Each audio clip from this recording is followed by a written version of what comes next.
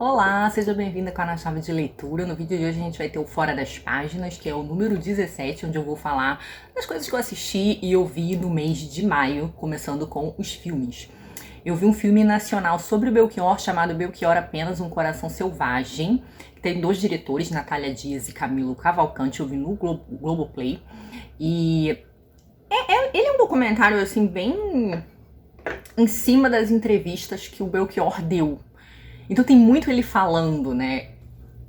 Como é que eu vou explicar? Então nesse ponto ele tem uma mão de diretor pouco pesada, porque é essa compilação, de certo modo, de entrevistas, tem bastante música, e eles não ficam tentando, os diretores, dar uma explicação pro sumiço do Belchior, né? Porque em determinado momento da carreira dele, ele some, ele muda de país e não fala mais com ninguém, não grava, não dá entrevista.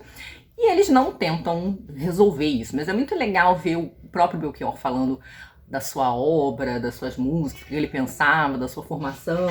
Não sei se é porque eu gosto do cantor e aí eu gostei, né? Não sei se alguém que não ligue pra ele iria gostar, mas eu gostei. Não é assim, um filme espetacular, mas eu achei bem bacana. Depois eu vi Blind Spot.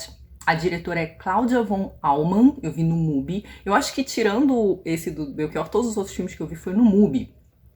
E ele é um filme interessante porque ele é sobre uma historiadora alemã que fica obcecada, assim, com uma ativista do século XIX que se chamava Flora Tristan. Ela era uma ativista aparentemente socialista e feminista e ela teria atuado na França, em Lyon. Tô olhando aqui para conferir os detalhes. Então essa moça, ela é jovem, ela deve ter... Ela não parece ter nem 30 anos, ela é casada e tem um filho ou uma filha, não lembro.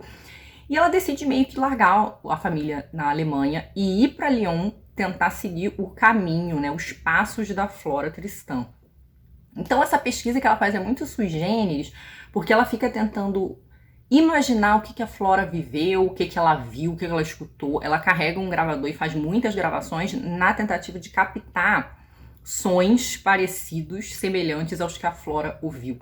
Eu achei interessante porque me lembrou o livro, o último romance da Valéria Luiselli, né? O Arquivo das Crianças Perdidas, porque também existe uma relação assim com o som, né? Com a captação de som, sons do passado, fantasmas sonoros, de certo modo, que é algo parecido com o que essa historiadora faz. Então ela não está interessada numa pesquisa tradicional em torno da Flora Tristan. Ela já leu vários livros, ela consulta e ela escreve sobre a Flora, mas ela vai em torno aí de tentar captar certas coisas que são fugidias. O filme trabalha inclusive com uma certa frustração, porque quando ela chega em Lyon, Lyon tá muito diferente de como a Flora registrava nos seus escritos. Eu achei interessante, mas é um filme lento, tem muito aquela vibe da vidinha acontecendo, não é um filme cheio de acontecimentos não, mas é o tipo de coisa que eu gosto, então eu gostei bastante. Em seguida eu vi o Era Uma Vez em Nova York, no MUBI também, o diretor é James Gray, e é um filme sobre imigração. Ele tem a Marion Cotillard como personagem principal e o Joaquin Phoenix. A Marion faz uma imigrante polonesa que está tentando entrar, né, nos Estados Unidos por Nova York e que acaba sendo cooptada por esse cara, que é o Joaquin Phoenix, e esse cara, ele vai dando a entender que está ajudando ela, mas na verdade ele vai cooptá-la para prostituição, ele é uma espécie de proxeneta. E aí a relação que eles vão desenvolver os dois é super complicada porque ela envolve obsessão e sacanagem e ódio e ressentimento tudo junto, e mostra muito da dificuldade dos imigrantes, de modo geral, imigrantes pobres, que ficam sendo enganados, trapaceados, que sofrem preconceito. E aqui é uma situação porque ela é polonesa e dá a entender que ele seja o alemão, pelo nome que ele tem, que agora não vou lembrar qual é, que ou ele é alemão ou ele é austríaco, algo assim. Então a gente tem um imigrante sacaneando o outro. Não é um filme espetacular, mas eu achei um filme bem ok, e as atuações são muito boas, então eu gostei bastante.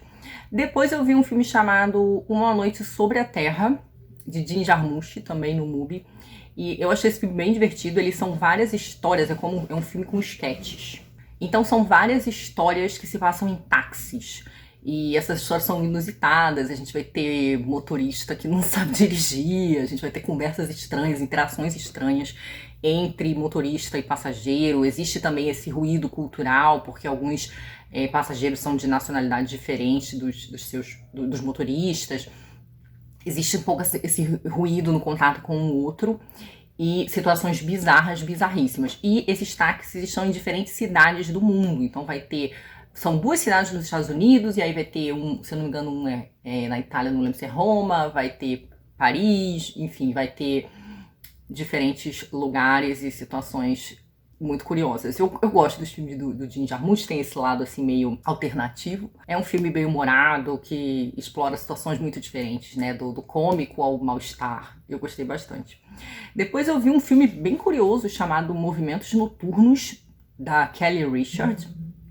E a Kelly aqui nesse filme, ela vai fazer uma espécie de thriller em torno de um tema que é um tema ambiental, né? Então ela vai pegar 3 ativistas ambientais e vai mostrar o empreendimento deles. Eles estão ali planejando uma espécie de ação relativamente grande, que é explodir uma represa. Só que o que vai acontecer depois disso, algumas implicações morais e éticas vão entrar aí em questão, algumas coisas vão dar meio errado, e o filme vai ganhando então esse contorno de suspense, né, de thriller. Acontecem umas coisas psicológicas muitíssimo interessantes. Eu achei o máximo que ela fez, eu gostei muito das atuações. Eu esqueci o nome do rapaz que faz o personagem principal, mas é aquele moço que fez o Zuckerberg no filme sobre o Facebook. Qual é o nome dele, gente? Esqueci o nome dele. Ele tá ótimo, assim, porque ele tem muitos sentimentos conflituosos dentro de si, e a cara dele vai, sabe, aquelas coisas que ele não fala, mas que você vai vendo nas expressões, assim, a sutileza da expressão. Tá ótimo, gostei bastante. Esses foram os filmes, então. De série, eu terminei de ver o Succession. O Succession acabou, né? Então a gente teve o fim da série, que foi um fim ótimo. Succession é dessas séries que foi muito boa do início ao fim, terminou na hora que tinha que terminar, uma série planejada, não ficou enrolando a gente, né? Aumentando, criando novas temporadas e novas enrolações no enredo. Terminou muito bem, atuações espetaculares, realmente uma grande série. Recomendo muito pra quem viu. Eu era uma das pessoas que tinha muita preguiça com essa série quando eu vi qual era a sinopse. Quando eu comecei a assistir, não me empolgou, os primeiros episódios não foram aquela coisa, assim, que me captaram, me fisgaram de vez. Mas a série melhora muito e ela fica incrível. Mas assim, série sobre pessoas horríveis, né? Não é nada de inspirador, não. Pessoas péssimas. Mas grande série. Recomendo muitíssimo. E também terminei Daisy Jones, que eu não tinha terminado, né? Eu tinha comentado que estava adorando, e realmente eu adorei. Eu não diria que Daisy Jones é, assim, uma obra-prima do ponto de vista artístico, mas é uma série que me divertiu muito. É uma série que, ela não é só divertida, ela tem drama, e eu gostei do drama, do modo como foi desenvolvido. A parte que claramente eu gostei mais, como já falei no último Fora das Páginas, é a parte musical. A trilha sonora da série é muito boa, as músicas que foram compostas para a banda da série, né, que é a Daisy Jones and the Six, são ótimas, o disco é maravilhoso. O último episódio, pra mim, pesou assim um pouquinho a mão no drama. Ficou meio melodramático demais. Mas nada que estrague. Eu inclusive vi a série de novo, fiquei tão apaixonada pela série que eu resolvi rever. Então eu vi o Daisy Jones de novo, não vi nenhuma outra série que eu resolvi ver Daisy Jones de novo. E aí, isso me levou para o álbum que eu vou comentar agora, que é o Rumours, do Fleetwood Mac. Eu já comentei no Fora das Páginas passado que o Fleetwood Mac era uma banda para a qual eu não ligava, né? Não era uma banda que tinha me chamado particularmente a atenção. Embora eu até goste bastante de músicas dos anos 70, uma série de artistas que eu ouvi bastante, mas não era uma banda... Eu sabia uma banda que eu sabia que existia, mas não era uma banda que tinha entrado ainda muito no meu radar, não. E quando eu soube que Daisy Jones era inspirado, eu fui ouvir aquela famosa playlist do Spotify This Is, né, que é aquele tipo de resumão, e também não fiquei particularmente impressionada.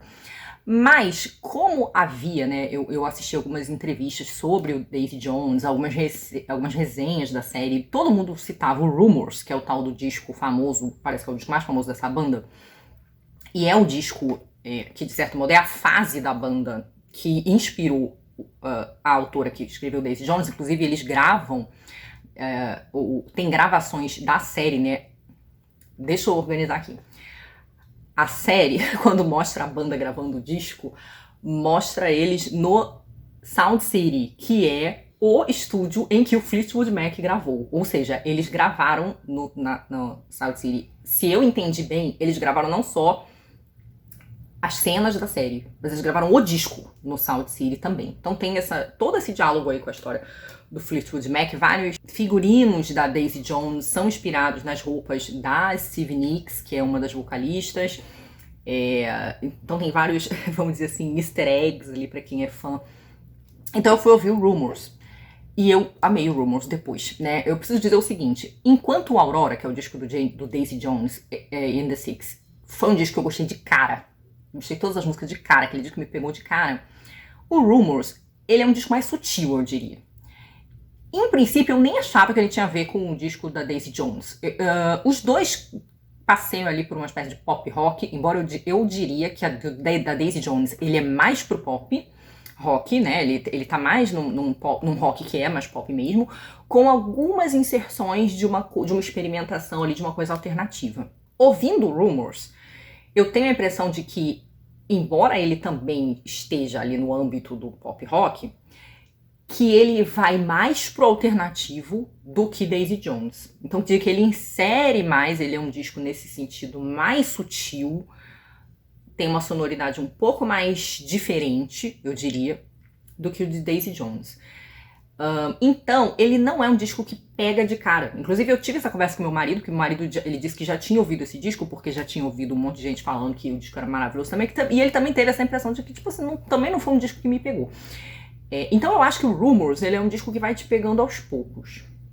Você tem que ir escutando, e aí você vai percebendo que ele realmente tem umas coisas interessantes. E aí, como eu comecei a ouvir o Rumours em looping, como eu tava ouvindo a Aurora também, eu comecei a perceber certas pequenas homenagens que o Aurora faz ao Rumours. E o que eu achei muito legal é que elas não são óbvias. Definitivamente não são óbvias, mas eu vejo que existe um arranjo ali de coro que às vezes dialoga com o de Rumours, algumas coisas de eco na voz, alguns arranjos de bateria. A gente vai percebendo que tem algumas coisas, riffs, que a gente consegue fazer. Linha de baixo também. Linha de baixo é uma coisa bem marcada no Rumours, e eu acho que em alguns momentos do Aurora também. Então eu acho que tem alguns momentinhos ali, sim, em que eles sonoramente se reportam ao Rumours, mas não de maneira óbvia. E eu adoro que não seja de maneira óbvia. Uma outra coisa que a gente pode apontar de relação entre os dois é que quando o Rumours estava sendo gravado e foi composto pelos membros do Fleetwood Mac, existiam uns casais ali na banda, né? Então tinha 2 casais. E esses casais estavam se divorciando. E alguns casais ali, inclusive, já estavam se arranjando com outras pessoas, alguns ex-membros de casais. Então, as letras do Rumours, elas são muito de indireta ou direta mesmo, de um pro outro, né? Tem muito diálogo ali dentro nas letras desse disco, de um integrante pro outro. Ou refletindo, de certo modo, que eles estavam vivendo ali naquele momento. Assim, o Dreams, né, que é uma das minhas músicas favoritas, que é a música escrita e cantada pela Stevie Nicks, é uma das minhas músicas favoritas do disco. Ela é a Stevie Nicks refletindo sobre o seu término lá com o Lindsey Buckingham. E o Daisy Jones, ele vai reproduzir isso. Então, os músicos e a banda que são contratados para fazer o grosso do Aurora, eles vão escrever letras que têm a ver com o enredo do livro, né? Que é a relação entre os personagens principais, que são os vocalistas da banda, né? O Billy e a Daisy Jones. Então eles também vão ficar escrevendo ali músicas sobre o seu relacionamento, seu amor, a possibilidade, a frustração, o ressentimento, essas coisas todas. Então aí eu tô nessa fase agora de ficar ouvindo o Rumours e o Aurora juntos. Tô me permitindo aí essa fase gostosinha. A outra faixa que eu gosto muito desse disco é a Chains. Então fica aí a recomendação para quem quiser conhecer. Dreams e Chains. Para mim são as faixas favoritas. Então é isso, essas foram as coisas que eu assisti e ouvi no mês de maio.